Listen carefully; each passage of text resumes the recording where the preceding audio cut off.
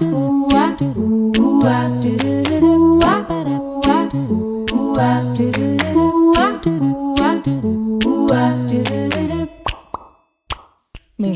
et bienvenue sur le podcast À votre pleine santé, le podcast naturo qui vous accompagne vers une alimentation saine et gourmande et qui vous donne les clés pour une santé optimale en toute simplicité. Je m'appelle Marina et je suis naturopathe. Suite à des soucis de santé non résolus par la médecine classique, je me suis intéressée aux médecines traditionnelles naturelles. Grâce à mes apprentissages et mes expériences personnelles, j'ai enfin eu les réponses à mes questions. Aujourd'hui, je souhaite donc partager mes connaissances pour aider les personnes qui se sentent perdues face à leur santé ou leur alimentation. Ma mission à travers ce podcast sera de vous aider à manger mieux sans frustration grâce à mes conseils, mais je vous aiderai également à comprendre les besoins de votre corps pour mieux le chouchouter. Préparez-vous à améliorer enfin votre hygiène de vie car la pleine santé se trouve entre vos mains. Aujourd'hui, je vous retrouve avec un épisode interview. On va parler de chiropraxie avec Marie Bouchaillet. Ça me tenait vraiment à cœur qu'elle intervienne sur le podcast parce que c'est grâce à elle que j'ai découvert cette fabuleuse technique. Mais en plus, on partage vraiment la même vision sur la santé, la pleine santé. Donc voilà, c'est pour ça qu'elle est aujourd'hui avec nous. Mais avant de vous laisser avec l'épisode, je voulais vous partager l'avis du jour. Celui-ci a été laissé par Emma Rossel et elle me dit « Parfait, podcast très intéressant, complet et très enrichissant. Merci beaucoup pour tous ces partages, toujours très agréables à écouter. » Eh bien, encore une fois, merci infiniment Emma pour ton message, ton commentaire. Ça me touche toujours autant de voir que ce que je fais, ce que je vous partage vous plaît. Et donc vraiment merci de prendre le temps de me soutenir avec ce genre de retour. Et si toi qui m'écoutes, tu as envie de soutenir mon podcast parce que tu aimes ce podcast, alors n'hésite pas à en faire de même en me laissant une note ou un avis sur Apple Podcast ou tout simplement sur la page spéciale podcast de mon site web. Je t'en serai très reconnaissante. Allez, maintenant je vous laisse avec l'interview. Bonjour Marie. Bonjour Marina. J'espère que tu vas bien. Merci de nous faire l'honneur de ta présence sur le podcast. Merci à toi. Donc si je t'ai demandé de venir, c'est parce que tu es chiropracticienne. Donc tu vas nous dire tout ça un petit peu plus en détail. Et en effet, c'est grâce à toi que j'ai connu la chiropraxie. Donc du coup, c'était vraiment un honneur et un plaisir pour moi de t'inviter sur le podcast pour nous parler de la chiropraxie. C'est vrai que ça fait un petit moment qu'on se connaît maintenant, toutes les deux. Oh oui, ça fait 2 ans et demi, je sais plus. Ouais, je suis en train de réfléchir, je me rappelle plus. Mais oui, ça fait un petit moment. On s'est rencontrés quand tu étais encore ma patiente au cabinet rue de Sèvres. Oui, exactement. Et du coup, la chiropraxie... Enfin, moi, du coup, je suis chiropracteur depuis... j'ai été diplômée en 2017, après 6 ans d'études à l'IFEC, donc l'Institut franco-européen de chiropraxie. Et la chiropraxie, c'est vraiment une médecine manuelle tournée autour de toute la vision globale du corps. Et nous, ce qu'on cherche à faire, c'est via les mains. Chiro, ça veut dire main.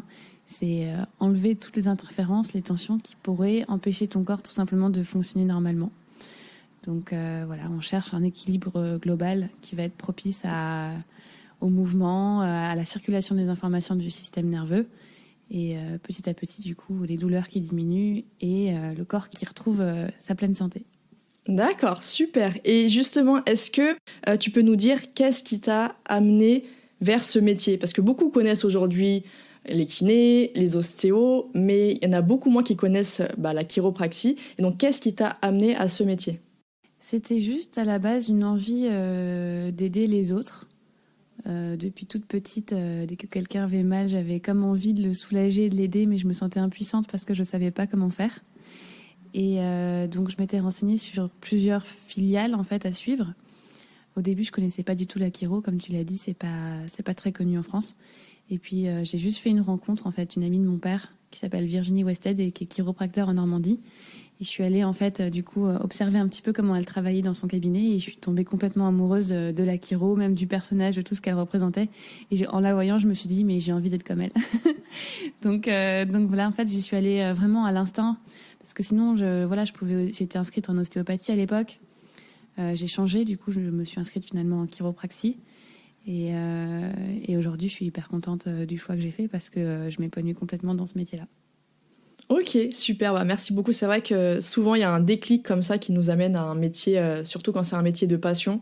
Et donc c'est intéressant un petit peu à chaque fois de savoir comment les personnes que j'invite justement sont arrivées à ce métier. C'est vraiment souvent des rencontres. Oui, c'est ça, exactement, complètement. Des rencontres ou alors des expériences personnelles ou des événements dans la vie qui font que... mais c'est vrai que c'est super intéressant en tout cas. Et justement, est-ce que tu pourrais nous expliquer un peu plus en détail en quoi consiste la chiropraxie et son intérêt dans justement cette vision holistique, cette vision de pleine santé? Alors, il y a la définition officielle de la chiropraxie, et ensuite il y a la définition de chaque chiropracteur. Enfin, chaque chiropracteur va en faire quelque chose de différent. Chaque chiropracteur va ajouter sa patte et va faire sa propre pratique finalement. Donc déjà, si on part de la base de la chiropraxie, on parle surtout de l'appareil locomoteur. Donc tout ce qui va avoir attrait aux troubles neuro-musculo-squelettiques, c'est ce pourquoi on est connu à la base. Donc c'est, tu vois, toutes les personnes qui vont venir nous voir pour des douleurs de dos, des tendinites, certains maux de tête, voilà, tout ce qui va avoir attrait vraiment au corps, aux articulations et aux muscles. Donc ça, c'est la base de la chiropraxie, c'est le côté très mécanique. Après, tu parlais d'aspect holistique, et cet aspect holistique-là, on le retrouve chez certains chiropracteurs dans notre façon de travailler, parce qu'on va plus ou moins intégrer dans notre pratique une vision complètement globale du corps. Et ensuite, ça, c'est à travers différentes techniques, et ça dépend de chacun, évidemment. Mais disons que cette vision holistique, elle part du fait qu'on se dit, OK, le corps, il est extrêmement intelligent. Et d'ailleurs, c'est la même chose en naturopathie. On part de cette force vitale qu'on a à l'intérieur de nous. Donc nous, le fondateur de la chiropraxie disait « The power that made the body heals the body ». Ça veut vraiment dire le pouvoir qui a créé le corps peut aussi le guérir. Et nous, ce qu'on veut, c'est que ce pouvoir-là, en tout cas cette force qu'on appelle innate intelligence ou intelligence innée du corps, on veut qu'elle circule. Et pour nous, elle circule via le système nerveux. C'est pour ça qu'à chaque fois, je parle et je répète le mot système nerveux à chaque fois à mes patients en consultation. Parce que j'ai vraiment envie qu'ils comprennent que moi, qu'est-ce que je fais, c'est que je travaille sur le système nerveux, j'enlève les interférences pour qu'il puisse circuler normalement, pour que l'information, soit accède au cerveau, soit parte du cerveau correctement vers les muscles, vers tous les organes, etc. Et que voilà, tout ça se fasse de façon harmonieuse, et qu'à partir de là, le corps est en pleine santé et s'exprime pleinement. C'est intéressant ce que tu me dis, parce que du coup, cette notion d'intelligence innée, on est d'accord en fait que c'est le chi en médecine chinoise, que c'est la force vitale en naturopathie. En fait, c'est cette force qui est haute. Le prana en Inde. Voilà, en fait, c'est ça. Chacun va le voir de façon différente, et qu'on touche peut-être aussi à quelque chose qui est de l'ordre de la croyance. Mais bon, en tout cas, pour moi, ça me paraît pas fou de me dire le corps est incroyable, le corps est magique. Et en toute humilité, quand je regarde un patient, ou quand même quand on regarde la façon dont on bouge ou la façon dont on guérit, tout ça, c'est incroyable en fait. Et donc c'est là où on se dit on est beaucoup plus petit que ça, et en toute humilité, voilà, on essaye juste de booster cette chose-là. C'est ça avec quoi on travaille. Ok, oui, donc ça rejoint, ça rejoint vraiment, en tout cas moi, ma vision de la naturo, justement, comme tu disais, la vision de la chiro change en fonction du praticien. Et moi, mon but, à chaque fois, et je le dis tout le temps, effectivement, c'est de redonner au corps sa capacité de fonctionner justement de par lui-même. Il sait faire les choses quand il y a beaucoup de domaines où on va chercher, alors oui, on va enlever ce symptôme, on va faire ci, on va faire ça, au lieu de plutôt lui donner tout ce dont il a besoin pour faire ce que lui, il a envie de faire à la base. Et c'est là où j'aime bien, parce que du coup, la chiropraxie et ta vision, la chiropraxie, se rapproche vraiment de cette vision que le corps, c'est mieux que nous. Et nous, on lui donne les moyens de s'exprimer, d'exprimer tout son potentiel et de nous maintenir en vie, en bonne santé, quoi. C'est exactement ça, et c'est pour ça qu'on s'entend aussi bien. Exactement. Et qu'on se comprend bien. Exactement.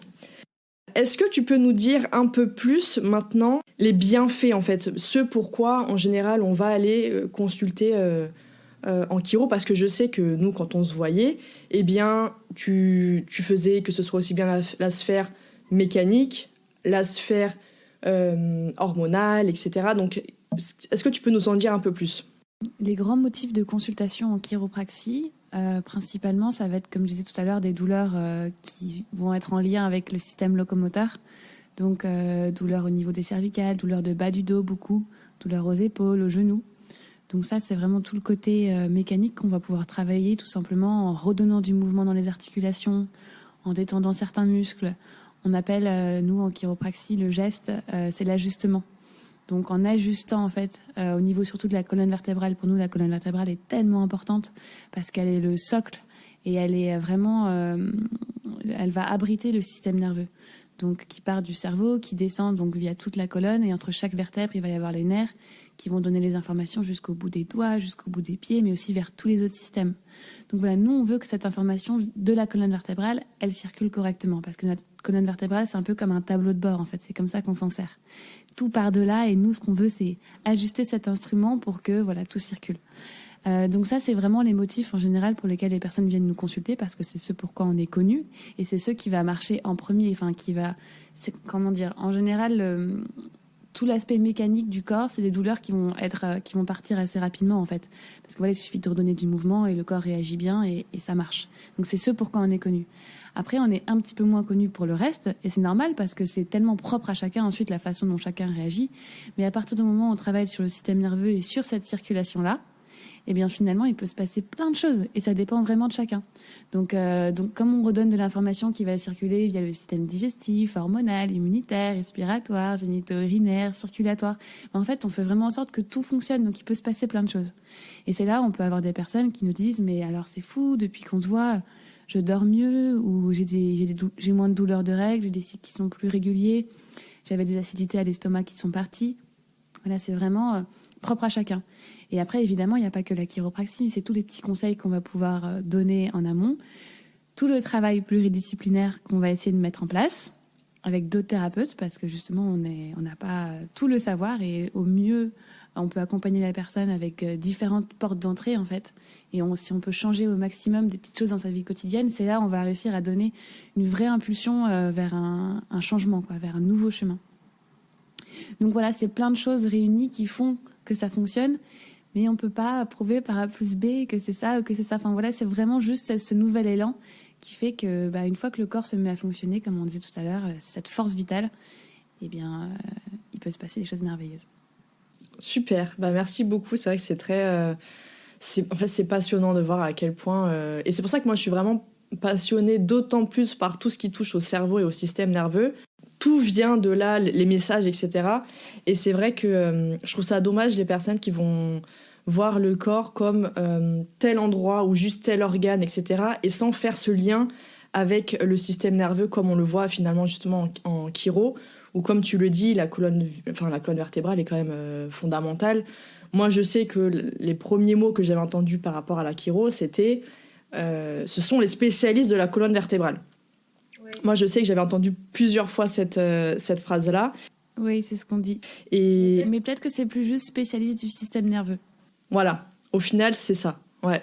Donc c'est passionnant. Et justement, est-ce que pour les personnes qui sont plus habituées à la kiné ou l'ostéo, tu peux expliquer un petit peu comment va se dérouler une séance, comment toi en tout cas tu fonctionnes? Alors déjà, moi je me place pas du tout contre les ostéos ou les kinés. Au contraire, j'adore travailler avec eux, j'adore échanger avec eux parce que finalement on fait le même métier, donc on a juste des approches et des portes d'entrée différentes et je trouve ça génial d'aller explorer ça. Après, évidemment, on met chacun notre patte. Donc là, je vais décrire un peu une séance, comment ça se passe avec moi, mais bon, peut-être que ce sera différent avec un autre chiro, évidemment. Donc la personne arrive. Moi, je porte beaucoup d'importance à ce qu'elle se sente bien dans mon cabinet. C'est-à-dire à vraiment l'accueillir, qu'elle comprenne que c'est un lieu très bienveillant où elle peut tout lâcher, exprimer, dire tout sans jugement. Donc il y a ce grand temps de parole au début pour moi qui est très important parce que ça crée vraiment une relation de confiance et ça nous permet de mettre en mots les objectifs aussi. Parce que parfois on a l'impression que quelqu'un, je sais pas, qui a des douleurs depuis 20 ans, va vouloir qu'en une ou deux séances ça aille mieux, mais peut-être non, peut-être qu'il cherche juste un accompagnement, peut-être qu'il cherche juste à mieux dormir. Donc voilà, on fixe vraiment les objectifs et comme ça on a une vision sur le long terme de ce qu'on peut faire. Et vraiment, d'ailleurs, j'incite souvent mes patients à prendre un petit carnet, à noter la fréquence, l'intensité de la douleur, parce que c'est des marqueurs qui vont nous permettre de voir la façon dont on avance et surtout de ne pas se décourager, parce que tu sais bien que le processus de guérison n'est pas linéaire, ça on le répète tout le temps. Donc voilà, donc il y a vraiment ce temps de parole et ce temps d'échange au début qui est très important. Ensuite, il va y avoir un temps où moi, je vais expliquer la chiro et ce qu'on peut faire. Donc la philosophie qui est derrière, etc. C'est important que, d'ailleurs, je blablate énormément. Souvent, je dis à mes patients, mais je suis trop bavarde, arrêtez-moi si c'est trop. Parce que vraiment, c'est important qu'ils comprennent ce qui se passe, en fait, et ce qui est en jeu dans la salle de consultation, que c'est pas juste à propos du corps et d'enlever la douleur, mais à propos de retrouver vraiment un élan de vie, d'avancer sur le chemin de leur santé et qui prennent conscience de leur corps, de tous les messages que le corps a à passer, enfin, qui prennent soin d'eux, quoi, à plein de niveaux. Et ensuite, il y a une phase où on va un petit peu examiner ce pourquoi la personne est venue, donc les amplitudes de mouvement, comment ça bouge, les tensions musculaires, etc. Et ensuite, on passe vraiment à la phase soins chiropratiques, donc l'ajustement. Et là, c'est différent pour tout le monde. Donc c'est vraiment en fonction de chacun, c'est comme un dialogue qui se crée, c'est une alchimie qui est mise en place. Et en fait, si je voulais, je pourrais ajuster toutes les articulations, faire toutes les techniques que je connais, mais ça n'aurait aucun intérêt parce que juste le système nerveux serait bombardé d'informations et complètement bouleversé par tout ça, parce qu'il y a une grosse phase d'intégration en fait après les soins. Et donc moi, ce que je veux, c'est donner pile la bonne information au système nerveux au bon moment chez la bonne personne. Et c'est là où ça devient aussi un peu un art, parce que c'est un dialogue et c'est tout de suite, maintenant, qu'est-ce qui est en jeu. Donc c'est très intuitif aussi, mais c'est ma façon de pratiquer dans le sens où je suis certains protocoles, et heureusement d'ailleurs que j'ai cette base mécanique, scientifique dans mon background, enfin dans ma trousse à outils. Cependant, j'apprends à de plus en plus faire confiance à mes mains, à mon intuition, et parfois j'ai mes mains qui se retrouvent dans des zones où je comprends même pas pourquoi elles sont là, c'est juste l'intuition qui m'a dit qu'elles étaient là, et là le patient dit oh, là je sens que ça me soulage. Et donc c'est des choses, encore une fois, on disait la force innée du corps, et la force de l'intuition qui fait que on rentre dans cette bulle d'alchimie, et puis on essaye de faire vivre cette intelligence innée du corps. Voilà, donc après il y en a qui sont plus ou moins réceptifs, et c'est là où on a une patientèle aussi qui nous ressemble et qui a besoin de nous. Et petit à petit, comme ça, on essaye, comme j'aime bien dire, d'enlever les couches d'oignons, d'enlever les interférences. Et ça, tu l'as beaucoup entendu, ce mot. Oui. Et voilà, et petit à petit, ensuite, donc on fait souvent plusieurs séances, évidemment, parce que c'est pas en une fois que tout s'en va. Et puis, c'est tout un processus. J'envoie toujours un petit mail maintenant avec une description, de ce qu'on a fait, de ce que la personne peut mettre en place à la maison pour rester dans la continuité des soins. Donc des petits exercices de mindset, de respiration, tout ça. Et puis souvent aussi des petits contacts à appeler pour être suivi d'une autre manière. Et puis voilà. Au bout d'un moment, le but, c'est quand même l'autonomie du patient. Donc une fois qu'il a eu les outils dont il avait besoin, eh bien, il peut de nouveau rentrer chez lui et puis continuer son chemin, peut-être avec d'autres thérapeutes, et aller explorer d'autres choses. Voilà, nous, on est juste là pour les soutenir et pour les supporter à un moment de leur vie où ils en ont besoin. Donc c'est ça qui est passionnant, c'est cette vision encore une fois, de rendre la personne autonome et responsable de sa santé après, de mettre en place des choses qui vont faire en sorte qu'elle n'aura peut-être plus autant besoin, ou voilà, elle va comprendre certaines choses qui vont lui éviter de retomber dans ses travers au niveau de la santé, on va dire, et du coup vraiment de devenir à chaque fois autonome. C'est pour ça que je dis à chaque fois, la pleine santé se trouve entre vos mains, mais c'est la vérité. On est déjà avant tout, nous, les meilleurs acteurs de notre santé. Et évidemment, après, ça se passe grâce aux conseils, aux soins divers, de divers thérapeutes, psy, ou enfin, n'importe en fait ce qui nous fait du bien. Et c'est ça que j'aime beaucoup aussi, encore une fois, dans ta démarche, c'est de rendre autonome la personne, en fait. Complètement. Le but, c'est juste d'être créateur de déclic, en fait. On est des accompagnateurs. On n'est pas là pour faire les choses à leur place. Hein. Exactement. Donc, c'est de comprendre que on n'a pas un coup de baguette magique.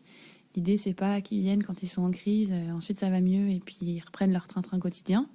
C'est que le corps, il a des messages à délivrer, et que si aujourd'hui, il envoie une information comme quoi il faut changer quelque chose, c'est qu'il faut changer quelque chose. Et donc, nous, on est là pour donner un petit coup de pied dans la fourmilière. C'est ça, et ça me fait très plaisir d'entendre ça, parce que en général, il faut dire ce qui est les meilleurs résultats. Alors, je dis pas forcément les meilleurs résultats, que ce soit physique ou autre, mais en tout cas, dans la qualité de vie, se situe chez les personnes qui vont prendre conscience de leur propre responsabilité dans leur santé. Alors que si quelqu'un, effectivement, voilà, bon, bah, j'ai été voir ma chiro, mais tous les mois, ma douleur, elle revient. Alors, ça me fait du bien quand j'y vais, puis après, tous les mois, ça revient. Mais en même temps, dans mon quotidien, je n'ai rien changé. Je me surmène, etc. Enfin, il y a tout un... Enfin, tu nous en parleras après, mais il y a plein de choses qui vont faire que le corps souffre. Et bah forcément, en fait, ça va pas marcher sur le long terme si on change pas, nous, nos habitudes, en fait. Mais bien sûr. Mais en fait, en naturopathie, il y a un pacte qui est dit, qui est suggéré dès le début, parce que en fait, en naturopathie, tu vas donner des conseils, il va falloir les suivre. Sauf qu'en chiro, ce pacte, il est pas dit au début tout le temps. Parce que pour nous, il semble évident en tant que chiropracteur, parce qu'on dit bah faites ça, faites ça. Mais pour les personnes, en fait, ils se disent non, mais il n'y a pas besoin. Juste ça, l'ajustement chiro, et puis je retourne à ma petite vie quotidienne. Et puis, en fait, il faut vraiment le dire en arrivant. Là, c'est 50-50 en fait. Moi, je fais de mon mieux et vous faites de votre mieux. Et à partir de là, on pourra avoir des résultats. Mais si on travaille que d'un côté ou que de l'autre, on ne va pas s'en sortir en fait. Donc ça, moi, j'insiste vraiment dessus. Je leur mets pas la pression, mais c'est juste qu'ils se sentent responsables. Encore une fois, tout ne repose pas sur mes épaules. Et je pense que c'est là où on arrive aussi, on touche à quelque chose en tant que thérapeute, où bah, en fait, on essaye d'être le plus distant par rapport aux résultats qu'on a, que ce soit des bons comme des mauvais résultats. Parce que parfois, on a des résultats qui sont géniaux et les personnes viennent nous voir et nous disent « Mais j'ai vraiment plus du tout mal, merci ». Et donc, ça fait plaisir, évidemment, quand on arrive à des bons résultats, mais de toujours bien expliquer que si vous allez mieux, c'est pas que grâce à moi, c'est surtout grâce à vous, c'est grâce à votre corps. Et la même chose, si ça va pas encore mieux tout de suite, c'est pas à cause de moi, c'est pas à cause de vous, c'est qu'il faut vraiment encore donner du temps et être encore plus responsable de vos faits et gestes quotidiens, d'être encore plus conscient de tout ça. Donc, je sais pas si toi tu ressens ça parfois en naturo. Oh oui. Oh oui. Ouais, moi, franchement, c'est pour ça, tu vois, même si, encore une fois, pour nous, naturo, ça semble logique, et peut-être pas pour tout le monde, mais pour avoir, moi, été derrière, c'est-à-dire avoir consulté des naturaux à l'époque, et pour voir même certains retours des personnes que j'ai en consultation aujourd'hui, je peux t'assurer que cette notion de responsabilité n'est pas quelque chose pas de normal, mais on va dire qu'il y a quand même beaucoup de personnes qui s'attendent quand elles vont voir un naturo ou une naturo à avoir des cachets qui soient naturels, du coup, au lieu d'avoir des trucs chimiques, tu vois, ça va être naturel, donc ils sont contents, mais ils placent toute leur guérison dans un cachet, dans un complément, dans une cure détox, dans ce que tu veux. Et là, c'est un problème. C'est un réel problème parce que, et j'avais fait d'ailleurs plusieurs posts à ce sujet, mais on ne peut pas placer toute sa guérison sur un complément alimentaire. Enfin, c'est juste incroyable. Ce n'est juste pas possible. Et je le dis à chaque fois, moi, en consultation. Ah bah, c'est se dédouaner de toute responsabilité de « Ah bah non, je vais pas changer mon alimentation quand même. Ça serait trop contraignant. » C'est ça, mais c'est ça. Et du coup, les personnes, c'est pour ça ce que je te disais tout à l'heure, c'est aussi applicable en naturo. Les personnes qui vont avoir le plus de résultats, et des résultats mais incroyables, encore hier, j'ai reçu 2 messages de personnes qui me disaient, voilà, ça fait des années que je souffre de douleurs horribles au niveau du ventre, et là, depuis le protocole, ça y est, je revis plein de cœurs dans les yeux, les petits emojis et tout, ça me faisait super plaisir, et j'en ai plusieurs comme ça, parce qu'en effet, ce sont des personnes qui ont certes appliqué le protocole. D'ailleurs, au passage, dont je parle dans les 2 épisodes sur les troubles digestifs, la cause méconnue, etc. Mais au-delà de ça, ce sont des personnes qui se sont investies dans leur santé.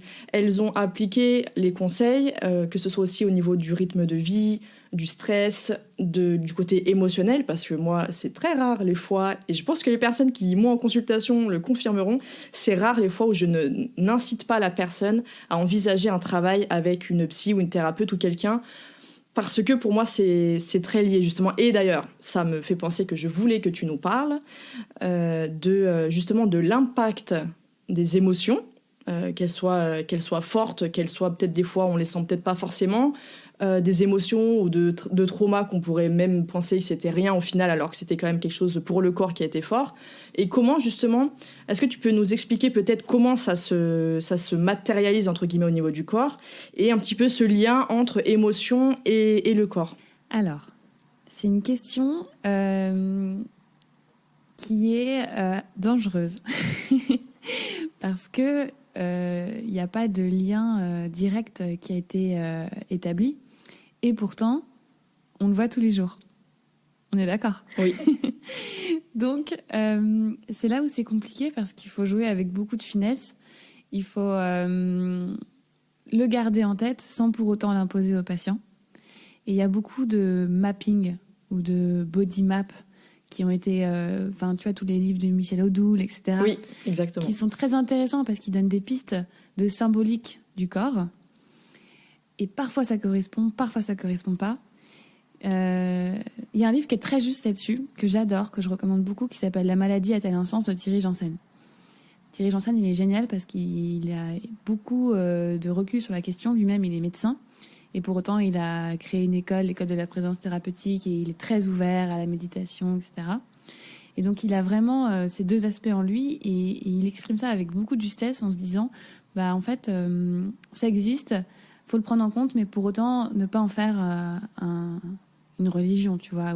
Oui. On peut très vite devenir un petit peu gourou quand on parle de symbolique du corps. Ah, mais vous avez mal au genou. Est-ce que vous avez du mal à avancer dans la vie? Oui. Pour moi, en fait, c'est quelque chose que je prends avec beaucoup de pincettes parce que justement, ce lien corps-émotion, il est tellement différent pour tout le monde. En tout cas, il y a quelque chose dont je suis persuadée, c'est qu'en effet, quand il y a une émotion forte ou un trauma émotionnel qui arrive, eh bien, ça peut tout à fait... s'engrammer, venir se loger dans les tissus. Tu vois, des émotions qui n'ont pas fait leur chemin. En fait, il n'y a pas d'émotions positives ou négatives, il y a juste des émotions qui circulent. Donc, c'est tout à fait OK d'avoir de la colère, de la tristesse, de la peur, parce que c'est ça qui nous rend vivants. En revanche, on n'a pas envie que ça vienne stagner dans les tissus et créer ce que j'appelle un peu des schémas de défense. Donc moi, ce que je veux, c'est enlever ces schémas de défense, toutes ces zones où justement les émotions ont tendance à venir se loger. Donc tu vois, les pectoraux, le diaphragme, ça empêche la respiration, le psoas, tellement de zones aussi au niveau des mâchoires, les masséters, les temporaux. Donc c'est des zones qui peuvent être plus ou moins émotionnelles. Les hanches aussi, c'est hyper émotionnel. Donc je te vois qui rigole. On a sûrement travaillé sur ça ensemble déjà. Mais voilà, donc en fait, c'est juste des pistes qu'on explore. Et puis petit à petit, il y a des mots qui résonnent aussi pendant la consultation, des choses sur lesquelles on peut travailler, des techniques qu'on emploie éventuellement qui vont être un peu plus qualifiées d'énergétiques si on veut, qu'on peut tester. Quand je les utilise, je dis jamais, vous allez voir, ça va marcher, ça va être incroyable. En revanche, on essaye petit à petit d'enlever ces émotions stagnantes du corps. Et encore une fois, parce qu'on les voit comme une interférence, de la même manière qu'un gros blocage vertébral, et ben une émotion stagnante, c'est un blocage, mais sauf que c'est pas un blocage mécanique, c'est un blocage émotionnel. Et donc nous ce qu'on veut, c'est juste par la porte d'entrée du corps, faire en sorte, encore une fois, d'enlever les interférences et de faire que ça circule. Mais c'est la porte d'entrée du corps. Il y a tellement d'autres portes d'entrée. Il y a la porte d'entrée de la parole en psychologie, il y a la porte d'entrée chimique avec l'alimentation, en naturopathie, il y a la porte d'entrée de la lumière en luminothérapie, le son. En ce moment, je suis en train d'explorer le son avec le sound healing et les diapasons. J'ai des résultats qui sont géniaux parce que via le son, tu peux aussi faire bouger des choses. Tout à l'heure, je disais donner un coup de pied dans la fourmilière. En fait, c'est ça qu'on veut. On veut que le corps, il prenne d'autres chemins, d'autres voies neuronales, qu'il arrête de répéter les schémas qu'il a tout le temps répétés. Et pour ça, il y a plein de portes d'entrée. Et donc, le corps en est une. Et c'est celle que je travaille principalement. Et donc, via le corps, on peut faire plein de choses. Et pas qu'au niveau mécanique, aussi au niveau émotionnel. J'espère que j'ai été claire. Oui, parfaitement claire. Et ça fait le lien avec... tu sais, j'avais fait des posts à ce sujet sur l'impact... Alors, le premier, c'était surtout par rapport en médecine traditionnelle chinoise, tu sais, sur le lien entre certaines émotions fortes et l'impact sur les différents organes. Ah oui, le foie, la colère, la tristesse. Voilà. Oui, mais c'est des choses qu'on retrouve parfois et c'est dommage de s'en priver. Ouais. Oui, non, mais c'est ça. Et honnêtement, moi, à chaque fois, pour le coup, moi, c'est pareil. En fait, je pars du principe où c'est pas tout émotionnel, tout psychique, tout physique. Et c'est encore une fois, on est un tout, en fait. C'est plusieurs choses. Quelqu'un, il va dire, oui, mais moi, c'est que les émotions, alors je peux manger n'importe quoi et c'est mon problème, il vient des émotions. Non, c'est le travail, c'est un équilibre partout. Et en effet, moi, personnellement, je pose beaucoup, ou même durant la consultation, tu vois, j'entends des fois de la colère, j'entends des choses qui se passent et quand je pose diverses questions, etc., en effet, je remarque qu'il y a une faiblesse à tel organe, à telle zone, etc., et c'est souvent parlant, même quand j'ai beaucoup de femmes avec des problèmes de thyroïde. D'ailleurs, moi, ça m'est arrivé justement juste après mon burn-out, des problèmes de thyroïde. Et quand on sait que c'est au niveau du siège de la parole, de ce qu'on n'exprime pas alors qu'on voudrait exprimer, et à chaque fois que, par exemple, je parle de ça, tout de suite les personnes, oui, c'est exactement ça, en effet, il y a eu ça.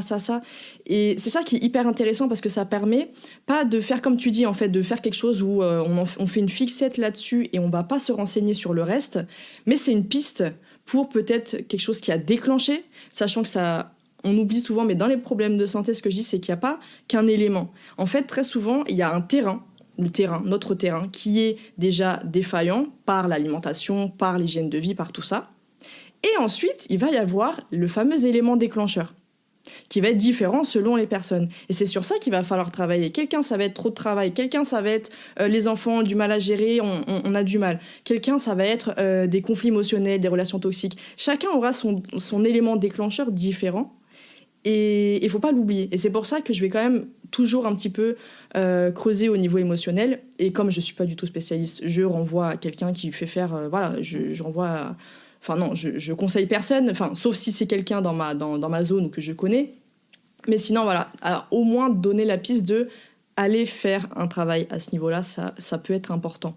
Donc c'est ça qui est intéressant. Et pour le côté scientifique, alors c'est vrai que je me suis pas trop penchée là-dessus, mais je pense que tu l'as vu, le documentaire, tu sais, sur les fascias. Je l'ai pas vu.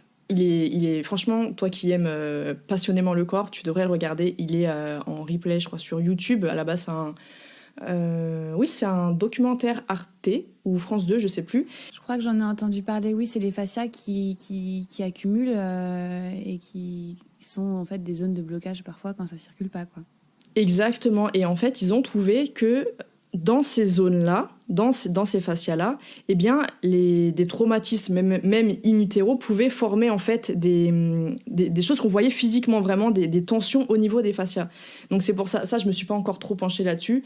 D'ailleurs, j'aimerais bien après, plus tard, faire intervenir une fasciathérapeute, si j'en trouve une bien pour nous parler de tout ça. Mais en tout cas, c'est pour ça, j'aime bien parce que c'est toutes ces disciplines. Et même des fois, on se rend pas compte, mais on agit sur tout, comme tu le disais, hormonal, émotionnel, mécanique, physiologique. Et c'est passionnant. Et du coup, je voulais juste revenir sur la libération, parce que je sais que tu me faisais à l'époque plusieurs fois, je sais plus si c'était des mouvements, mais en gros, t'arrivais à capter en gros quand est-ce que le corps il en avait marre, il saturait. Et justement, de nous rappeler cette importance d'écouter le corps et de pas lui donner trop. Tu veux dire comment je finis la consultation ? Oui. C'est juste un test, en fait, que je fais. D'accord. Comme tous les tests que je fais. Il y a plein de manières de dialoguer avec le corps. Donc, soit avec une approche assez mécanique où tu vas aller évaluer les amplitudes de mouvement, comparer. Tiens, là, il y a 30 degrés, là, il y en a 35. Donc, je vais redonner du mouvement, là, il y en a 30, pour que ce soit qu'il y ait de la symétrie dans le mouvement. Ou tiens, tel muscle, il est tendu de ce côté et pas de l'autre. Alors, je vais détendre du côté où c'est tendu. Enfin, oui, il y a ce côté-là assez mécanique de dialogue. Après, tu peux dialoguer de façon complètement différente. Et alors là, c'est là où tous les thérapeutes, on a nos petits trucs, entre guillemets. Voilà. Moi, j'utilise beaucoup le test de kinésiologie appliquée, qui est un test musculaire, en fait, qui me permet de tester la force du muscle. Et ensuite, en contactant certains points, on voit comment le corps réagit. Donc, soit une faiblesse, soit le muscle est fort, soit le muscle est faible. Et donc, c'est des points qui sont vraiment des points stratégiques, réflexes. Et en fonction de ça, on peut savoir quelle est la priorité dans le corps. Est-ce que c'est mécanique, chimique, émotionnel ? Et en fonction de ce qu'on trouve, et bien ensuite, quelle technique j'utilise, vers quelle zone, voilà. Et il y a un test parmi tant d'autres qui dit, bah là, le corps, il est saturé et on arrête. Voilà. C'est bien d'avoir justement cette volonté de ne pas en faire trop et de faire juste ce dont le corps a besoin. Oui. D'ailleurs, ça, c'est quelque chose qu'on apprend avec les années. Enfin, je me souviens, quand je commençais, je suis encore une jeune chiro, mais j'avais toujours besoin d'en faire trop. Parce que j'avais l'impression que le plus j'en faisais, mieux ce serait. En fait, aujourd'hui, je comprends que c'est la qualité qui importe et qu'il faut vraiment faire ce dont le corps a besoin, pas plus, pas moins. Il y a même des chiros dans cette démarche-là qui te gardent 5 minutes et qui sont tellement expérimentés, tellement forts, qu'ils vont trouver la chose exactement dont ton corps a besoin aujourd'hui. Moi, je suis pas encore à ce stade-là. J'y travaille. Mais non, c'est parce qu'il y a aussi un gros temps de parole qui est important pour moi. Mais vraiment de cibler au plus juste tout de suite, ça, c'est un art. Et ça se travaille avec l'expérience. D'accord. Et justement, en parlant des des chiros qui vont rester peut-être 5-10 minutes, je sais que pour beaucoup de chiropraticiens, ils vont agir juste sur la fameuse atlas, le fameux ajustement. Et j'aimerais que tu nous parles un peu plus de cet ajustement qui est très célèbre en chiropraxie, le lien qu'il avait fait, je crois que c'était avec son jardinier, je crois qui était sourd. Tu m'arrêtes si c'est pas ça? L'histoire, enfin, je me souviens plus si c'était son jardinier. Ah, Mais en tout cas, en effet, c'est que c'est parti de quelque chose d'un peu fou. C'est qu'il a ajusté l'atlas, donc la première cervicale, d'une personne sourde et que le lendemain, la personne a retrouvé l'audition. Donc en fait, la chiro, c'est parti de là. Mais bon, c'est le mythe, quoi. Donc c'est le mythe de l'atlas. Il y a même des personnes, des thérapeutes qui vont ajuster juste l'atlas. Mais sachant qu'il faut faire attention parce que des manipulations vertébrales ou ajustements chiropratiques, comme on l'appelle, c'est soumis à des lois réglementées et que si tu n'es pas chiropracteur ou ostéopathe, tu ne peux pas pratiquer cet ajustement. Donc, parce qu'il y a des risques et parce qu'il faut savoir le faire convenablement. Et voilà. Mais en effet, c'est un ajustement qui est très puissant. Et surtout au niveau de la première cervicale, parce que toutes les informations vont passer par ici du système nerveux. Il va y avoir un impact important sur le système digestif parce qu'il y a le nerf vague qui vient passer par ici, insertion, trapèze, SCM, donc encore une fois 2 gros muscles de défense du corps, donc un effet relâchement direct sur ces 2 zones-là.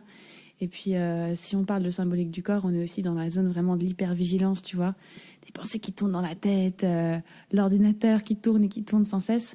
Il y a vraiment pas mal d'émergences du système nerveux parasympathique qui partent de cette zone-là, ainsi qu'au niveau du sacrum.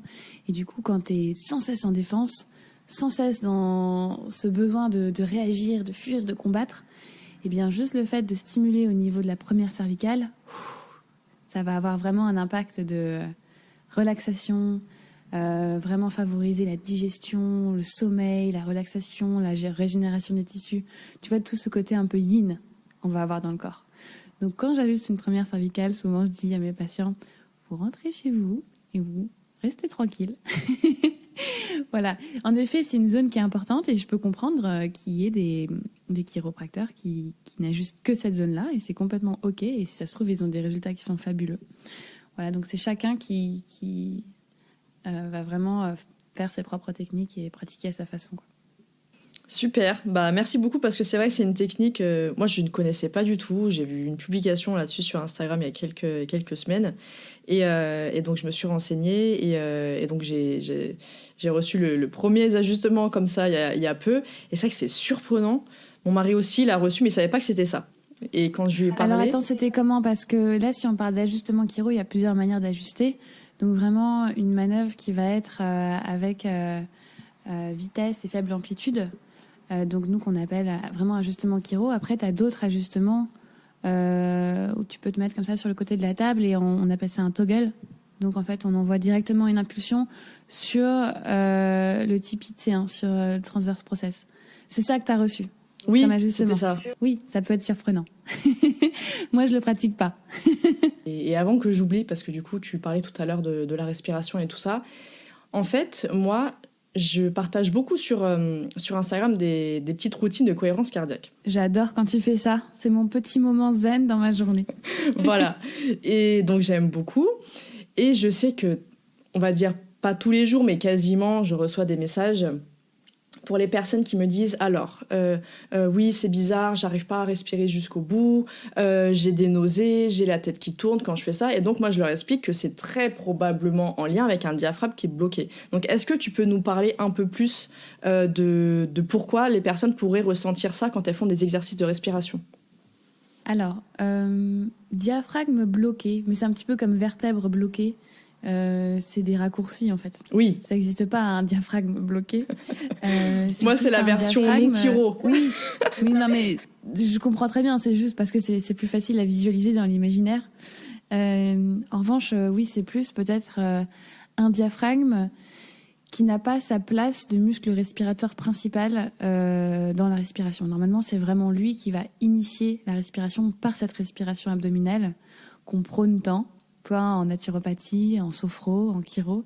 Vraiment, on veut que quand on fait une inspiration, c'est le ventre qui se gonfle, le diaphragme du coup qui a cette forme de parabole, un petit peu comme un parapluie qui va délimiter tout l'espace entre l'abdomen et le thorax. Et bien en fait, il va s'abaisser. Ça va créer une ouverture de la cage thoracique et du coup une entrée d'air. Et ensuite en expiration, le ventre se rentre, le diaphragme remonte et ça expulse l'air. Et en fait, du coup, tout part de ce diaphragme. Et on a vraiment besoin de ce mouvement élémentaire pour la digestion, parce que ça va faire un massage sur le système digestif, pour le mouvement de la cage thoracique. Enfin, vraiment, c'est un mouvement élémentaire du corps. Sauf que, en général, il y a des muscles aussi respirateurs accessoires qu'on utilise en fin d'inspiration, tu vois, quand on inspire et ensuite on va pouvoir prendre ce supplément d'air et du coup c'est d'autres muscles, donc les muscles intercostaux, scalène, trapèze, SCM, qui sont des muscles accessoires qui malheureusement en fait aujourd'hui, de par nos schémas de défense, on est sans cesse en défense, en avant comme ça, en apnée, on va sans arrêt solliciter ces muscles qui sont normalement seulement respirateurs accessoires et on va les solliciter en tant que respirateurs principaux. Et du coup le diaphragme, lui, il fait plus du tout son travail. Donc nous ce qu'on veut c'est replacer le diaphragme au centre de ça. Et on peut le travailler de plein de façons, directement en venant rechercher les tensions, en le détendant, en le stimulant, ou même en détendant, enfin en ajustant ses insertions au niveau vertébral derrière, en travaillant sur la mobilité de la cage thoracique, peut-être éventuellement aussi sur l'estomac, parce que c'est une zone qui peut aussi coincer à ce niveau-là. Et voilà, donc il y a plein de choses à faire quand on travaille au niveau du diaphragme. Mais en effet, cette respiration, c'est la base. La respiration et le sommeil, c'est la base. Donc moi, mes patients, ils partent pas de chez moi s'ils savent pas bien respirer. Non, mais ça, c'est vrai que c'est hyper important parce que la respiration, on s'en rend pas forcément compte, mais c'est quand même ce qui va apporter l'oxygène à nos cellules, enfin à tout ça. Et bien sûr. Comment peut-on espérer être en bonne santé si on respire à moitié? Forcément, c'est sûr. Et même, de toute façon, on se rend compte, les personnes qui sont stressées vont avoir une respiration assez courte, assez... Enfin, ça se ressent. Moi, je sais que dès que je suis en situation un peu plus stressée, on le sent tout de suite que la respiration est beaucoup plus difficile.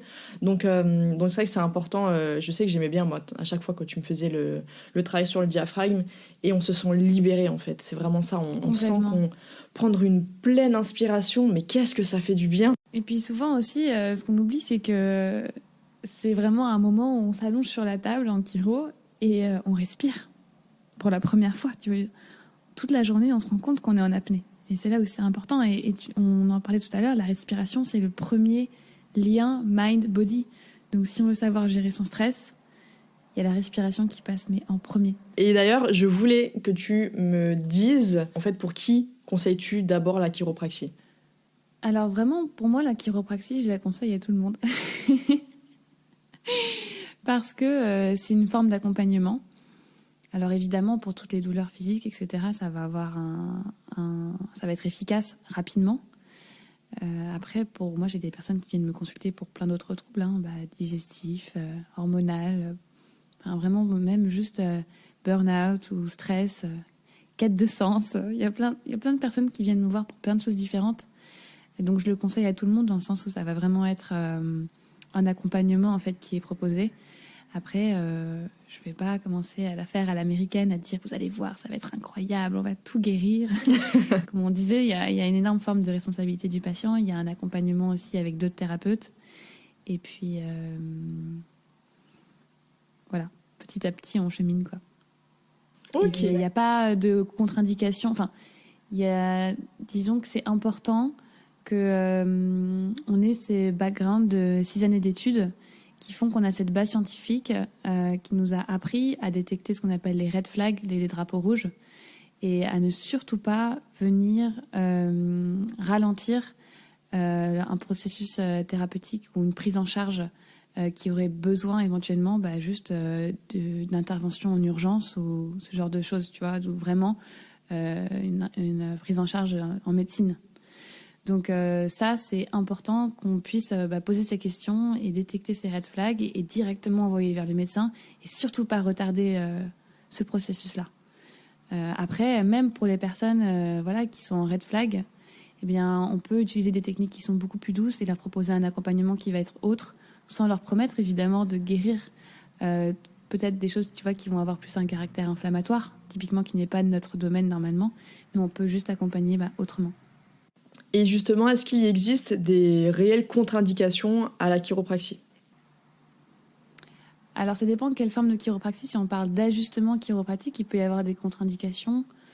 Par exemple, l'ostéoporose ou antécédent vraiment d'accident vasculaire ou tu vois, on va pas ajuster sur une fracture, un tassement vertébral. Enfin, il y a évidemment des contre-indications et on fait très attention dans nos gestes à jamais prendre de risques.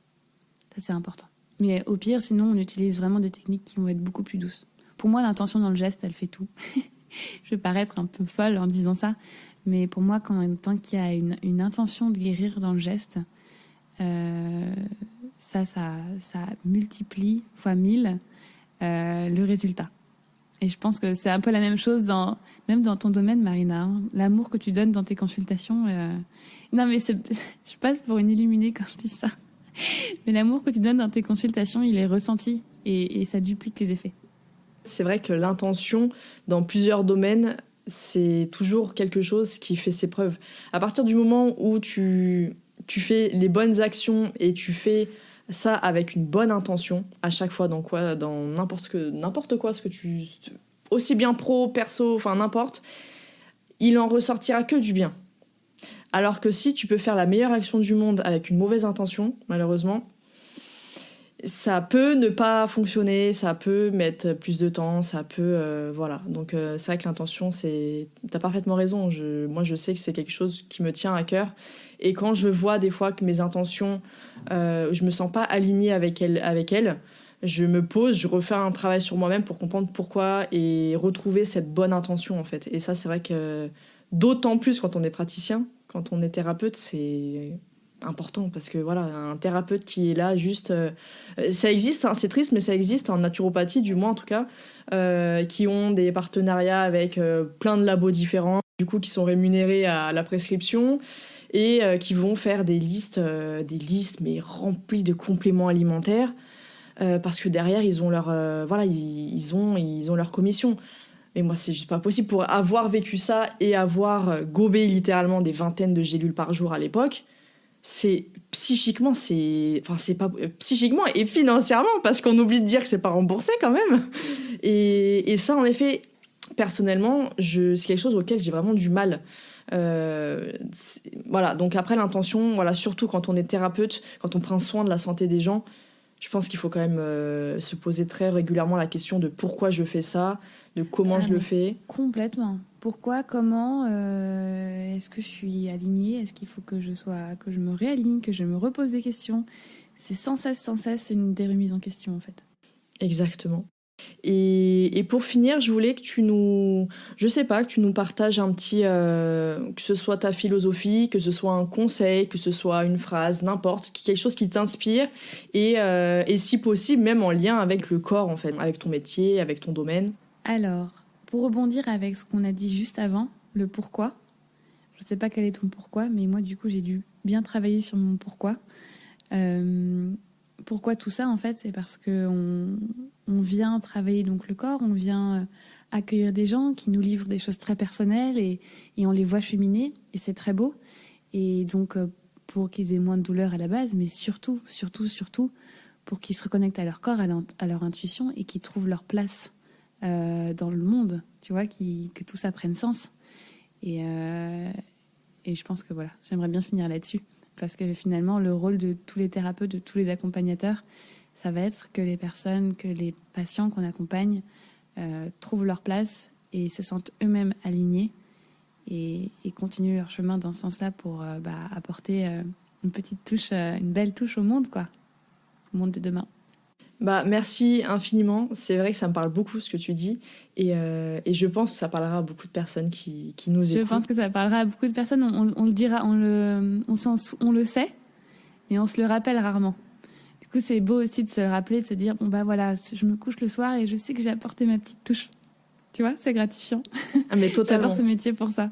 C'est ça, mais totalement. Et c'est vrai que quand on est thérapeute, après dans plein d'autres métiers évidemment, pas forcément thérapeute d'ailleurs, quand on coach ou voilà. Le fait d'aider, les personnes, de se sentir utiles vraiment, c'est une reconnaissance. Moi, je sais que quand je reçois à chaque fois, comme je te disais tout à l'heure, les messages comme ça, les retours des personnes que j'ai en consultation, que ce soit sur les réseaux, etc., les retours sur le podcast et tout, mais à chaque fois, j'ai l'impression de me répéter. À chaque fois, j'arrête pas de dire merci, merci, merci.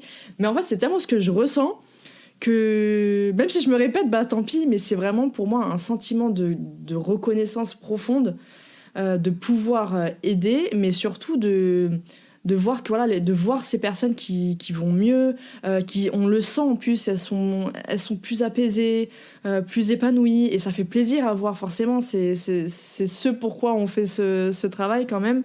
Et donc merci, franchement, je partage complètement ta vision. Donc c'est pas pour rien que t'es sur ce podcast, vu que c'est vraiment cette vision de pleine santé, et la pleine santé qui est au service de la vie en règle générale, parce que voilà, je le dis à chaque fois, mais pourquoi avoir une pleine santé ?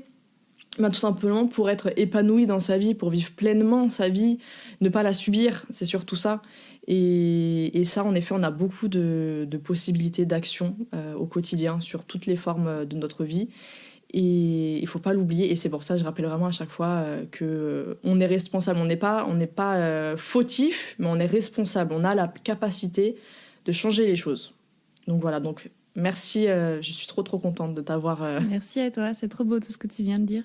Ah bah écoute, comme ça on finit sur une belle touche avec tes conseils, et en tout cas voilà, merci infiniment d'avoir accepté ma proposition, d'être intervenue sur le podcast, et je suis certaine que ça va parler et que ça va plaire à beaucoup de personnes. Merci à toi Marina.